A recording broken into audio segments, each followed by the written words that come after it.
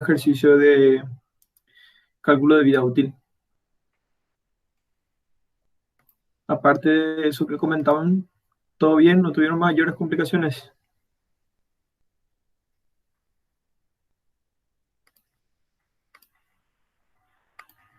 Bueno, genial. Si no tuvieron mayores complicaciones, quiere decir que está todo claro. Bien, hoy vamos a hablar con lo que le tenía de deuda sobre residuos peligrosos, que era una parte de lo que es tratamiento de residuos peligrosos, ¿sí?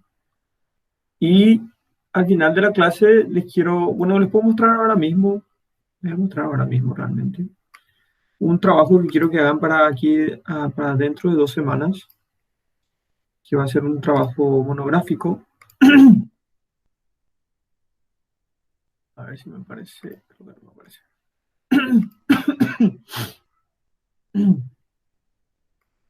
Tengo una alergia.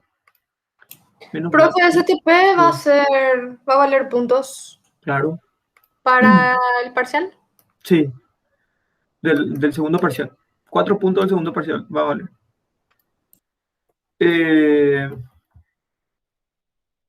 Bien, lo que tienen que hacer es un trabajo monográfico, grupal. En principio, la idea es que usen el mismo grupo que ya tienen, ¿sí? ¿Cuántos grupos tienen? ¿Cuántos son?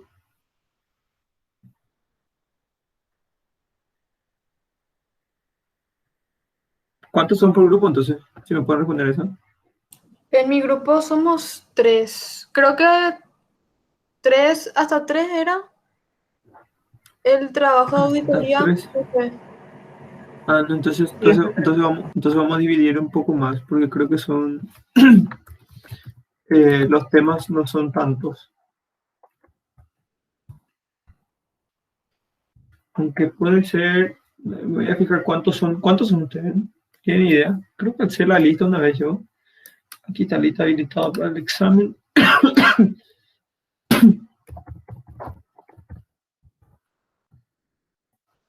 Miren, están viendo, ¿verdad? Lo que les dije de la presentación. Bueno, en total son 34.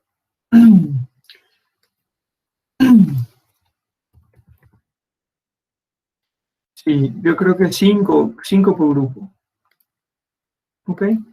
Entonces, armen grupos de 5 personas y van a tratar este tema que es los residuos sólidos y lo que van a investigar sobre cada uno de ellos es sobre su clasificación, característica, composición, sector donde se generan potenciales problemas ambientales que generarían segregación, etiquetado y envasado de ese residuo en particular, almacenamiento de ese residuo, que se debe de tener, qué criterios hay que mantener y ese tipo de cosas, proceso de reciclaje si es aplicable para el residuo en particular y el tratamiento del residuo.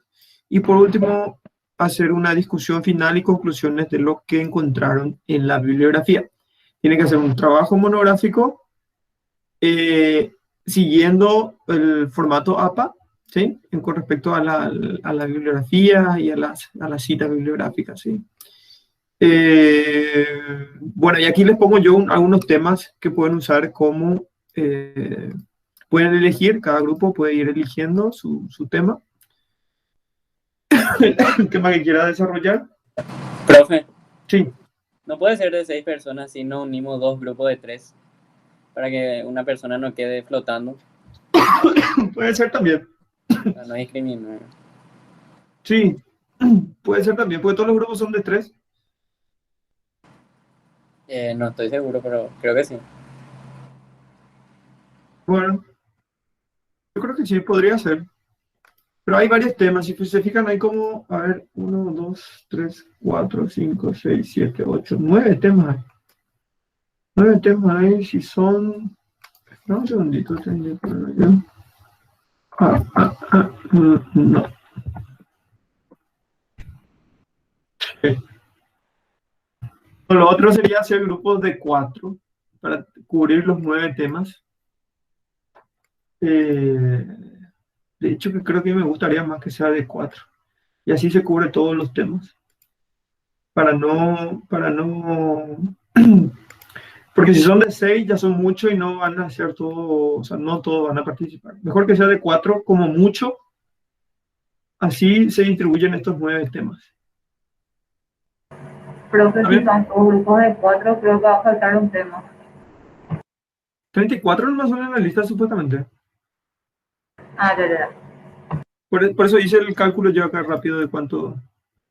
Son 9 temas, o sea, 8,5 me sale a mí. 34 dividido 4, así que. Y tengo entendido que son solamente 34 y no más. Según mi lista son 34. Están habilitados. Pero igual, si se agrega 1 o 2, si son 35, 36, nada más va a haber 2 o 3 grupos que van a tener grupos de 5 y ya está, pero no. En principio son grupos de 4, ¿sí? Bueno, al menos esta semana ya tienen que ir definiendo los grupos y temas, y para la próxima semana ya la presentación, ¿sí? O sea, sería dentro de, si se fijan, sería para el 5 de mayo, que son dentro de 15 días. ¿Ok?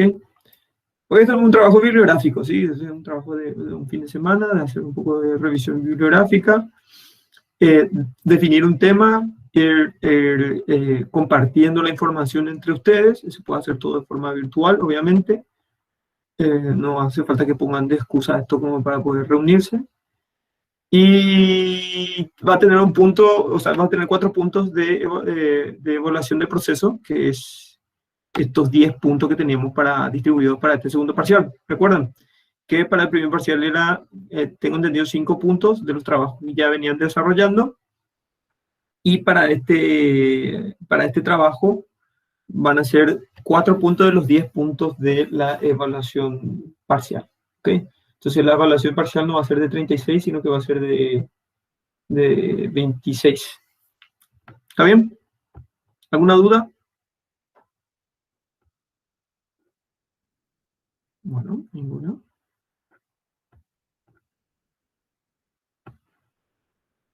Bueno, y con respecto a la clase de hoy le quería mostrar un poquito sobre el tratamiento, bueno, no solamente tratamiento, sino también sobre el etiquetado de transporte, almacenamiento de residuos peligrosos. Vamos a hablar un poquitito sobre eso. Vamos a hablar sobre algunos ejemplos de recuperación y reciclaje y los diferentes tipos de tratamientos que se le puede dar a los residuos peligrosos. Especialmente, bueno, acá vemos que vamos a hablar de autoclavado, incineración, el relleno de seguridad, qué características debe tener, y algún otro tipo de tratamiento también vamos a conversar un poquitito. Bien, en cuanto al etiquetado de transporte, los productores de residuos peligrosos están obligados a entregar esos residuos al gestor de residuos para su valoración o eliminación. En este caso, los gestores de residuos en Paraguay son básicamente empresas privadas, no las empresas públicas, o al menos las instituciones del Estado no se encargan de eso, ¿no? Tercerizan ese servicio. Bueno, y mantener en condiciones adecuadas de higiene y seguridad son algunas de las cuestiones que deben de tener en cuenta los generadores de residuos peligrosos. Por ejemplo, los hospitales. En los hospitales tiene que haber una zona específica en donde se depositan de forma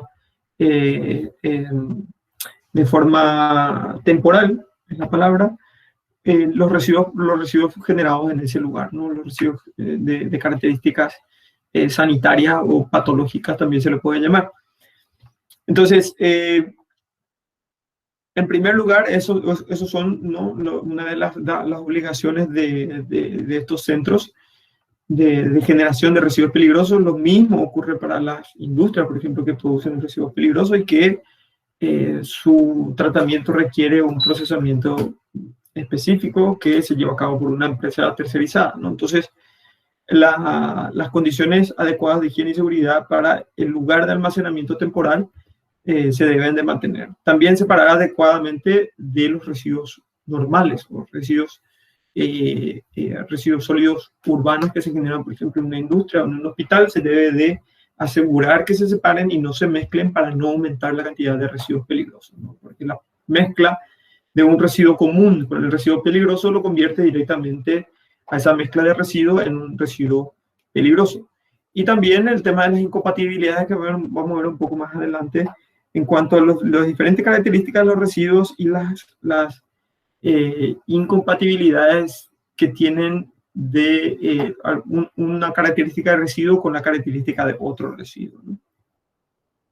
Se debe llevar un registro de los residuos producidos y el destino de los mismos, suministrar a los gestores la información necesaria para su adecuado tratamiento y eliminación.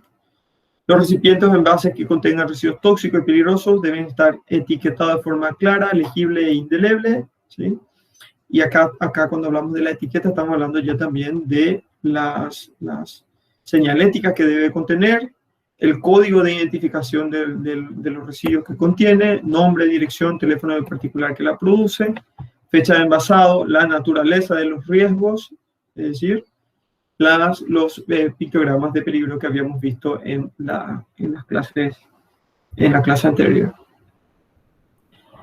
Bien, el almacenamiento también deberá seguir las siguientes indicaciones, deberán estar techados, es decir, lo ideal es que no estén en contacto con el agua, correctamente iluminados, ventilados, evitando la exposición de los residuos a los rayos solares. Las aberturas estarán protegidas para evitar el ingreso de animales.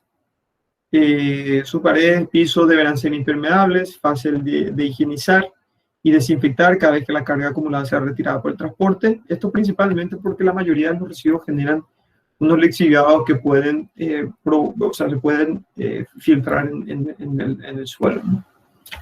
Las bolsas de residuos no podrán ser ubicadas directamente sobre el piso, sino que tienen que estar en un recipiente adecuado para el tipo de residuo. El depósito deberá estar destinado con exclusividad para el almacenamiento de residuos peligrosos, próximo al sitio de carga de residuos para el transporte hacia la planta de tratamiento.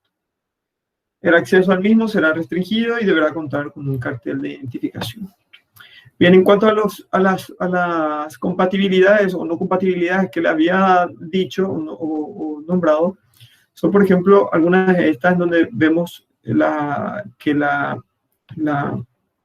signo más significa que pueden almacenarse juntos, signo negativo significa que no se puede almacenar juntos, y el circulito dice que se puede almacenar juntos con precaución, ¿no?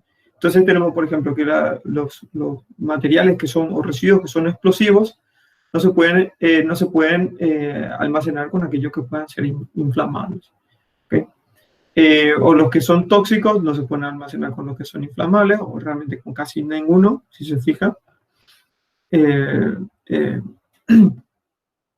Los que son nocivos pueden almacenarse con los que son inflamables o con los que son tóxicos, por ejemplo.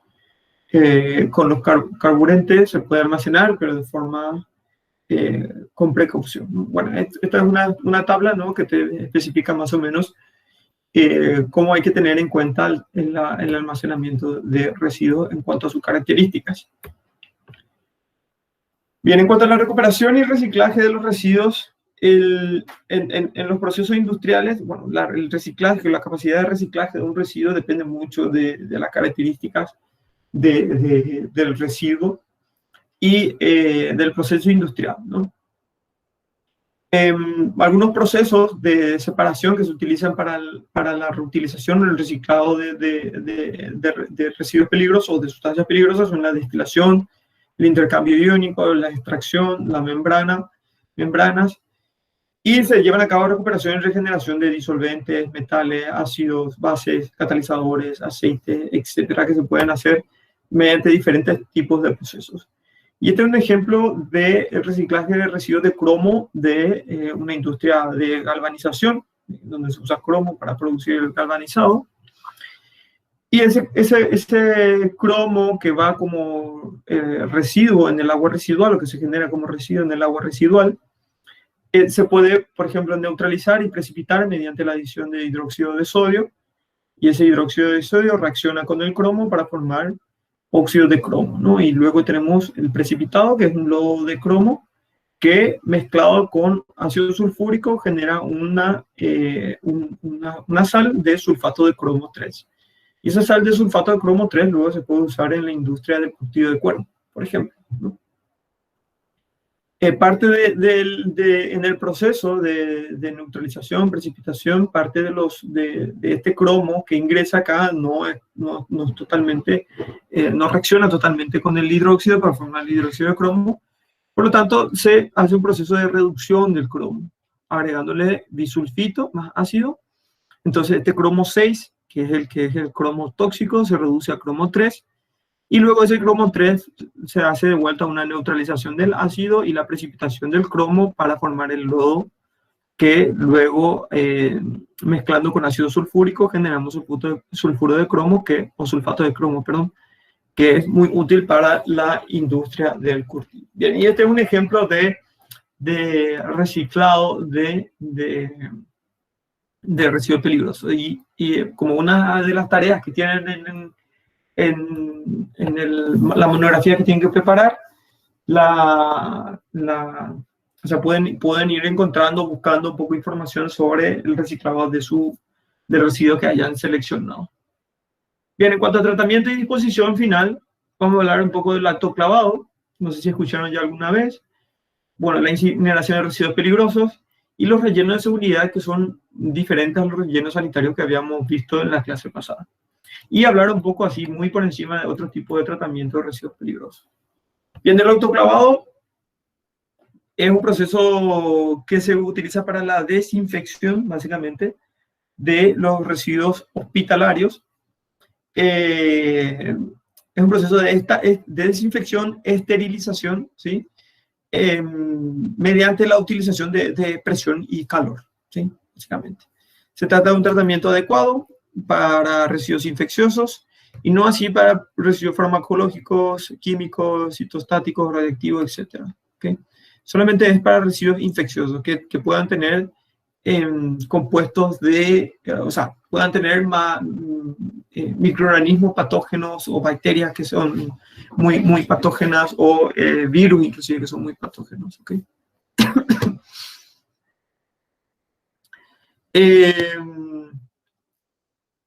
Bueno, es el tratamiento, bueno, en el tratamiento se elimina la peligrosidad de estos residuos y generalmente esos residuos luego pueden tratarse como residuos urbanos y pueden ser dispuestos en rellenos sanitarios.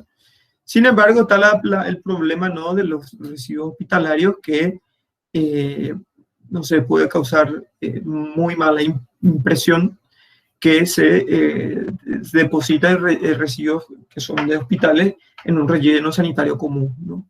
Porque por eso al final, después de haber hecho el autoclavado, va a un relleno de seguridad, normalmente acá en Paraguay, ¿no? Porque en los rellenos sanitarios directamente no permiten que entre un residuo hospitalario después de que este haya pasado por el proceso de autoclavado.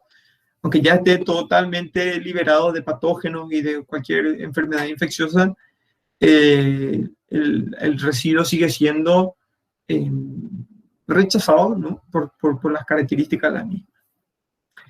Bien. ¿En qué consiste la esterilización? Consiste básicamente en la destrucción total de toda forma de vida, incluyendo los virus. Y eso se da básicamente como consecuencia de la utilización de calor húmedo y en particular el vapor saturado bajo mucha presión en un recipiente, ¿no? En un recipiente. Es como una olla a presión, básicamente, el autoclave.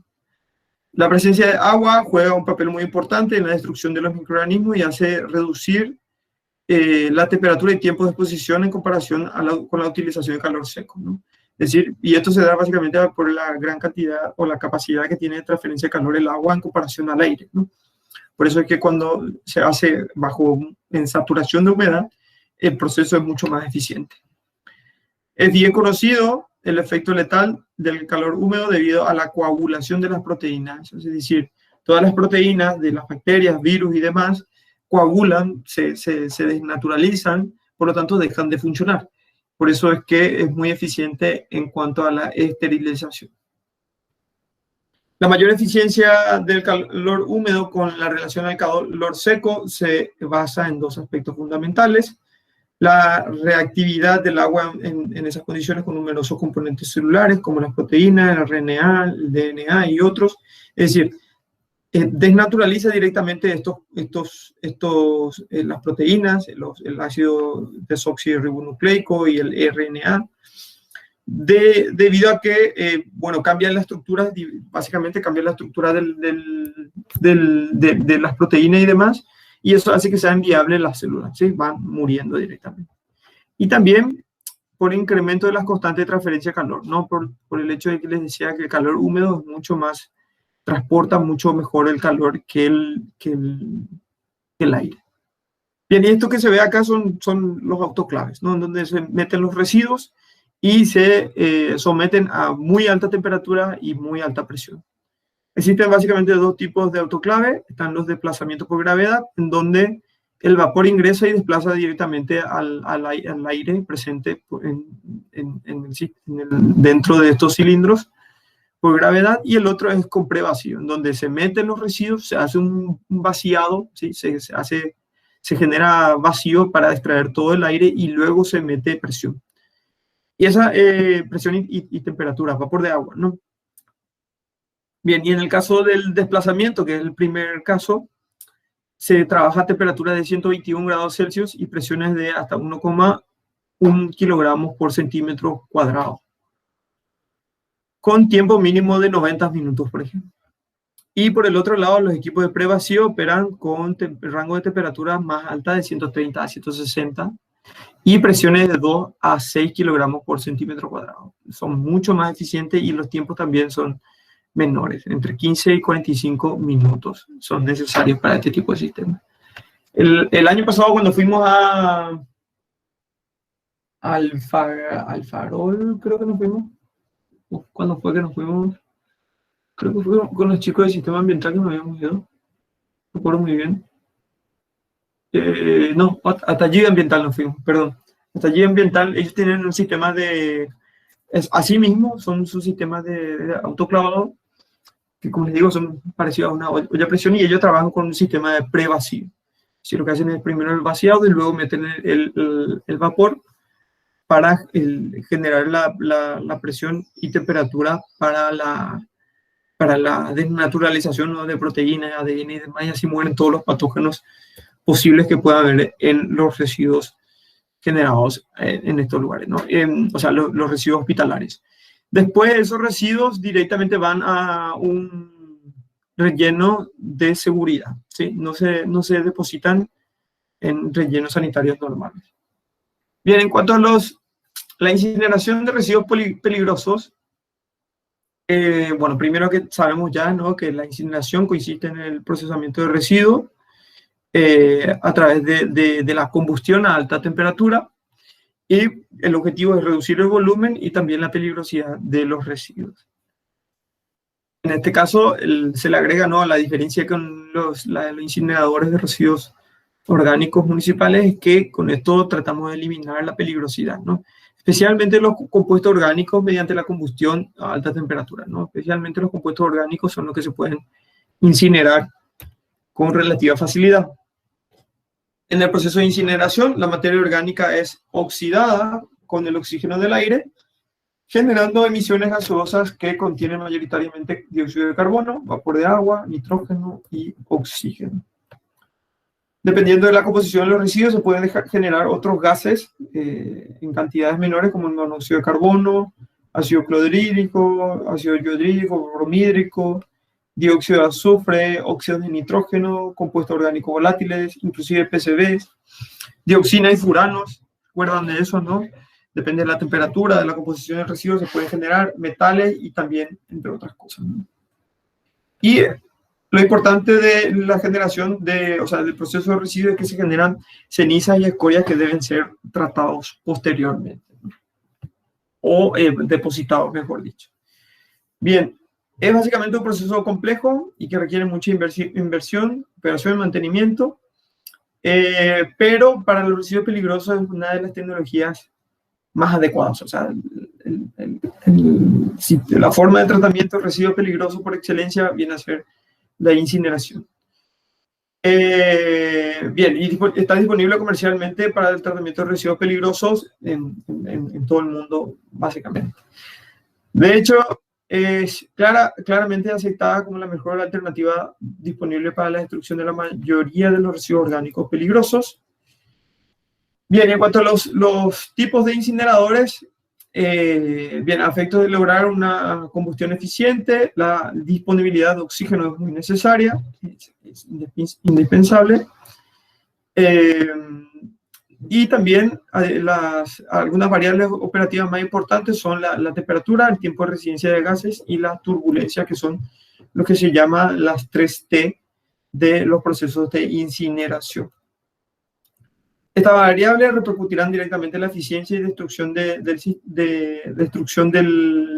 la capacidad de destrucción del sistema y por ende en la generación de productos de combustión incompleta. Es decir, si no hay una buena relación entre la temperatura, tiempo y turbulencia, puede generarse gases de combustión incompleta que pueden generar problemas posteriormente.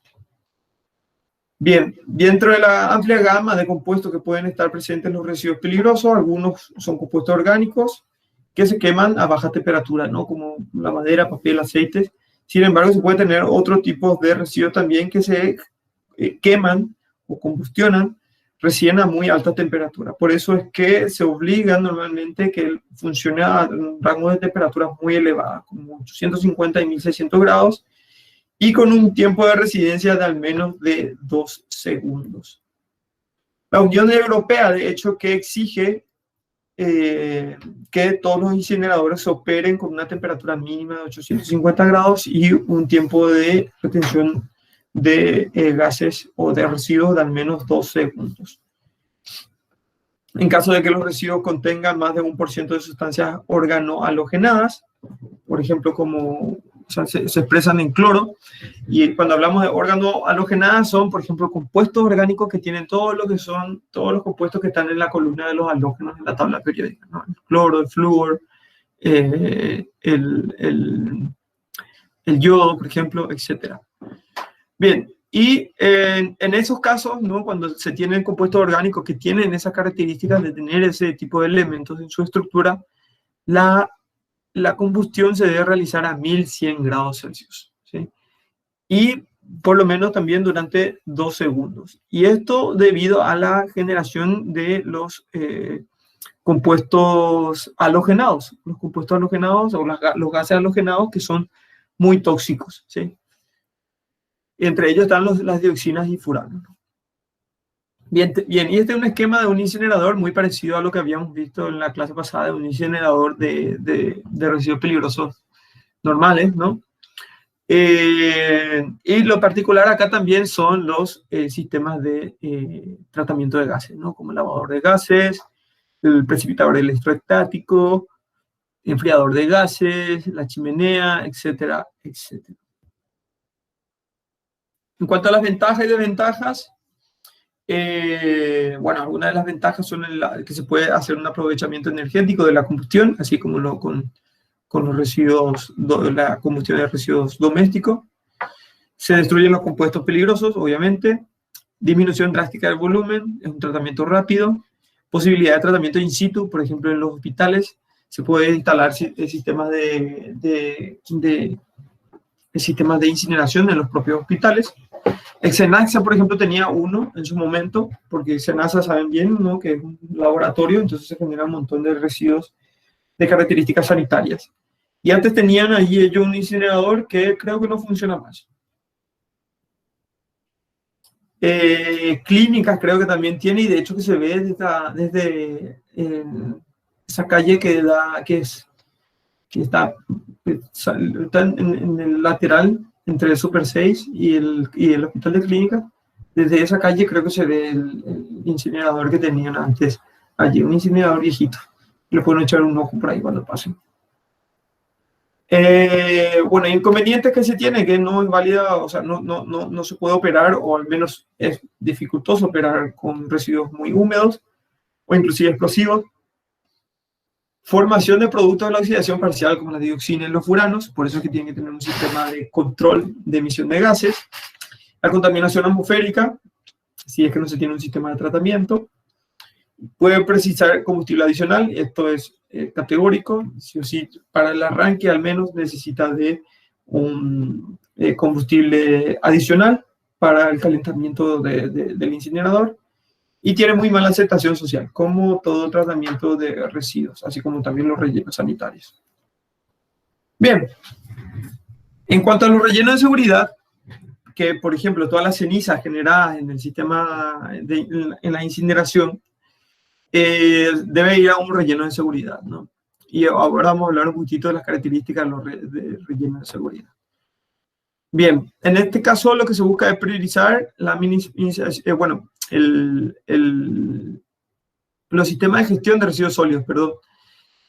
Peligrosos es básicamente la misma, o sea, que los sistemas de residuos, de gestión de los residuos urbanos, ¿no? Que se tienen que hacer o priorizar la jerarquía de la gestión, ¿no? De los procesos de gestión, en donde se busca la minimización de los residuos, la generación de los residuos, se busca la recuperación y el reciclado de esos residuos, y lo último que se busca, ¿no?, es el tratamiento y la disposición final. En este caso, los rellenos de seguridad pueden ser considerados como parte de los sistemas de tratamiento de los residuos sólidos peligrosos. Bien, este es un elemento clave que garantiza que los residuos se dispongan de una forma segura. Estamos hablando de los rellenos de seguridad. Bien, entonces la no existencia de estas unidades hace que en muchos casos se requiera la codisposición de residuos peligrosos con residuos sólidos urbanos, lo que normalmente no se hace por una cuestión de seguridad. Bien, la definición de relleno de seguridad es una obra de ingeniería diseñada, construida y operada para confinar en el terreno los residuos peligrosos, y consiste básicamente en una o varias celdas de disposición final y un conjunto de elementos de infraestructura para la recepción, acondicionamiento de residuos, así como para el control de ingreso y evaluación de su funcionamiento. Bien, y para ser considerado un relleno de seguridad, el mismo debe contar con lo mínimo de los siguientes elementos: un sistema de impermeabilización de base y taludes de doble barrera, vamos a ver luego en qué consiste eso; sistema de captación y conducción y tratamiento de lixiviados; sistema de detección de pérdidas; sistema de captación de gases, de captación y conducción de gases; elementos de control de ingreso de agua de lluvia por escurrimiento, es decir, hay que evitar que entre agua de lluvia en el relleno sanitario; y sistema de impermeabilización para la clausura. Algunos de estos aspectos son muy diferentes a lo que son los rellenos sanitarios convencionales. Bueno, y algunas medidas de protección ambiental son, por ejemplo, en cuanto a los proyectos de ingeniería, el tema de los drenajes, la impermeabilización, el drenaje del lixiviado, el tratamiento del lixiviado, la cobertura final, los pozos de monitoreo, la clausura. En cuanto a la localización, hace referencia a dónde tiene que estar ubicado, qué debe de considerarse para la ubicación de este tipo de rellenos. En cuanto a infraestructura, que debe estar cercado, señalizado, bien señalizado, debe tener cortinas de árboles, camineros internos, garitas de entrada, galpones, energía eléctrica, obviamente, y agua también, y también servicios higiénicos. Y hay algunas otras cuestiones en cuanto a la operación. Y así es como se vería una celda recuerden, ¿no? Ustedes ya saben cuál es el concepto de celda de un relleno sanitario de seguridad, en donde podemos ver que tiene varios componentes, ¿no? Entonces, como el sistema de impermeabilización es mucho más complejo de lo que veíamos en el relleno sanitario convencional, y también la cobertura final de sellado del relleno sanitario también es bastante diferente. Bueno, después algunas otras características son similares, como por ejemplo que tiene que estar bastante distanciado de la napa freática o el nivel freático, para que posibles derrames o posibles filtraciones no lleguen muy rápidamente al agua subterránea, ¿no? Bien, y en cuanto al esquema de impermeabilización de la base, esta base que vemos acá, como podemos ver, acá tenemos la zona saturada, que es la zona en donde tenemos el agua subterránea, la napa freática, la zona no saturada. Tenemos una zona de arcilla compactada que debe tener, o sea, la conductividad hidráulica debe ser menor a 1 por 10 a la menos 7 centímetros por segundo. Después se tiene una capa de geomembranas. Esa capa de geomembranas es obviamente impermeable, y después se tiene un material de drenaje con sistemas de tuberías para ese sistema de tuberías es para poder determinar si hay filtraciones. Si hay filtraciones de la segunda capa, porque si después tenemos encima de este material drenante, este material drenante tiene que tener una mayor conductividad hidráulica, ¿sí? Porque aquí obviamente se debe poder moverse fácilmente el líquido lixiviado para irse a los tubos de recolección de lixiviado, ¿no? Y esa conductividad hidráulica tiene que estar más o menos en el rango de los 1 por 10 a la menos 2 centímetros por segundo. Después de eso, 30 centímetros de capa drenante o de material drenante, se pone una nueva geomembrana, otro material drenante y las tuberías de drenaje, ¿no? Y después se pone, o sea, este material drenante también tiene que tener 30 centímetros y 15 centímetros de medio filtrante, como los grava, por ejemplo, ¿no? Esto puede ser arena, el material drenante puede ser arena, y aquí puede ser grava, pero aquí la arcilla tiene que ser de una muy alta compactación y muy poca permeabilidad. Y en esto consiste básicamente la capa de impermeabilización. Y la diferencia con el sistema de rellenos sanitarios normales era que se necesitaba, por ejemplo, una sola capa de geomembranas, y después ya está el material drenante con el sistema de recolección del sistema de recolección de lixiviado. Y no como se ve acá, que tienen doble sistema de recolección de lixiviado. En realidad, este de abajo funciona como un sistema de alerta, ¿no? Como que esta geomembrana está siendo dañada, entonces está pasando ya a este siguiente punto los lixiviados. Bien, en cuanto al esquema de impermeabilización de la cobertura, cuando se está sellando la celda, bueno, están los residuos, luego ya lleva una capa de geotextil y encima una arcilla compactada. Esa arcilla compactada tiene que tener más o menos 60 centímetros de espesor y tiene que tener la misma conductividad hidráulica que la arcilla que se coloca por debajo de la capa en el suelo, ¿no? En la capa inferior. Después de esa capa de arcilla se pone una geomembrana y encima se pone un material drenante, después otra capa de geotextil y por último unos 60 centímetros de soporte vegetal, o sea, de sustrato para posteriormente poner pasto, árboles, etcétera, etcétera. Bueno, arbusto en realidad, porque con 60 centímetros árboles se pone un poco difícil que sea. Bien, algunos otros tratamientos de residuos peligrosos, tenemos por ejemplo los tratamientos físico-químicos como la neutralización, la precipitación química, la coagulación, la floculación, el intercambio iónico, la absorción con D, la oxidación-reducción, la desinfección, la separación sólido-líquido, la centrifugación, decantación, filtración, flotación, son algunos de los procesos de tratamiento físico-químico. Y algunos ejemplos de tratamiento físico-químico o residuos peligrosos con tratamiento físico-químico son, por ejemplo, los baños los baños ácidos se deben de tratar mediante un proceso de neutralización con sustancias alcalinas.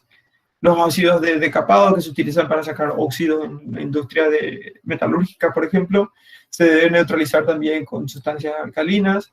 Los álcalis se deben de neutralizar con ácidos. La disolución de metales se puede llevar a cabo mediante precipitación con metales, precipitación mediante cambio de pH o formando sulfuro, como habíamos visto en clases de tratamiento de agua, o también por intercambio iónico, ¿no? Los residuos de cromo se puede llevar a cabo por reducción de cromo o precipitación, los baños de cianuros por oxidación, y los lodos que se generan, los lodos peligrosos también mediante deshidratación.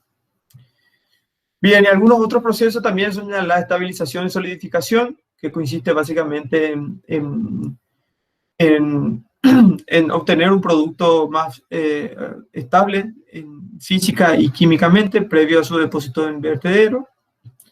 Existen distintas técnicas, la mayor parte consiste en mezclar el residuo con algún otro material que actúa como agente estabilizante. Por ejemplo, tenemos aquellos en donde se utiliza cemento como agente de captura del residuo peligroso.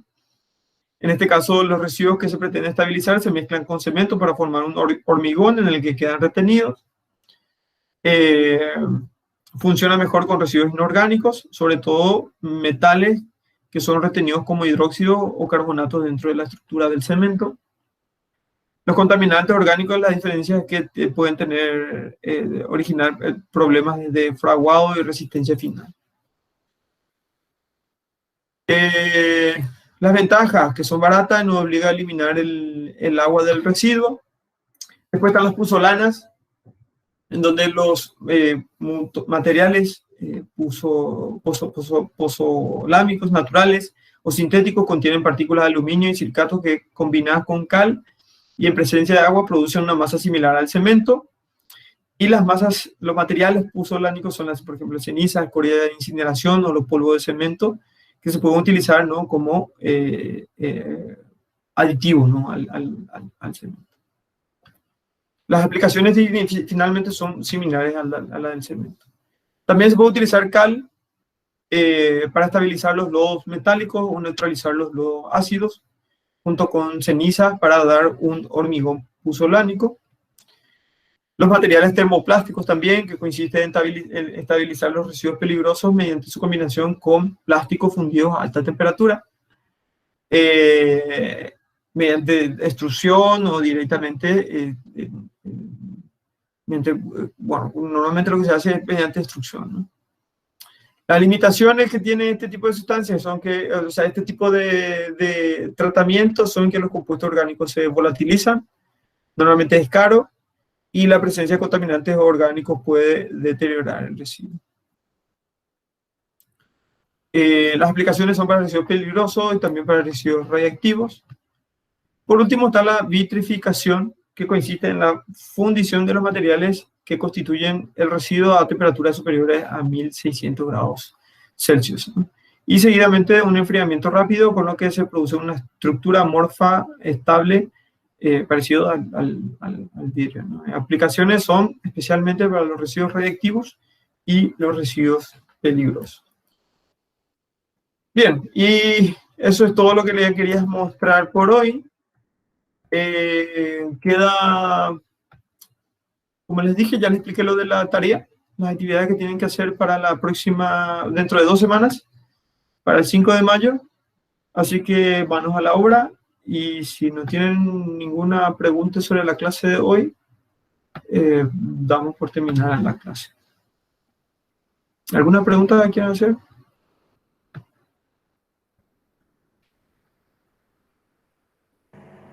No, profe.